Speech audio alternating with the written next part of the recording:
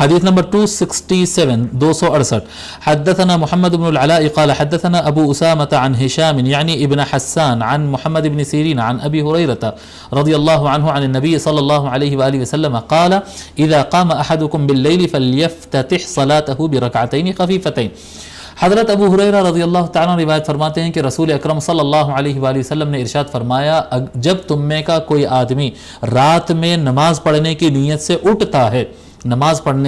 تہجد پڑھنے کی نیت سے اٹھتا ہے، تو اس کو چاہیے کہ وہ شروعات کرے دو لائٹ رکعتوں سے. یعنی جب وضو کر کے آ کے جب پہلی مرتبہ رکعت باندھیں گے تو اس میں پہلی رکعت میں پاؤ پارا، آدھا پارا، ایک پارا نہیں پڑھ لینا جی. پہلی رکعت باندھیں گے تو مختصر پڑھنا، اس کو پہلی 2 رکعت لائٹ رکھنا، اس کے بعد تیسری رکعت سے جو ہے پھر لمبا پڑھنا تیسری رکعت سے، کیونکہ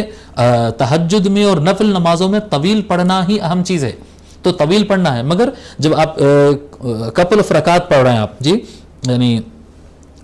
4 پڑھ رہے ہیں یا 8 پڑھ رہے ہیں یا 6 پڑھ رہے ہیں، آپ رکعتوں زیادہ پڑھ رہے ہیں، تو پہلی 2 رکعتیں آپ کو چاہیے کہ لائٹ ہلکی پڑھے.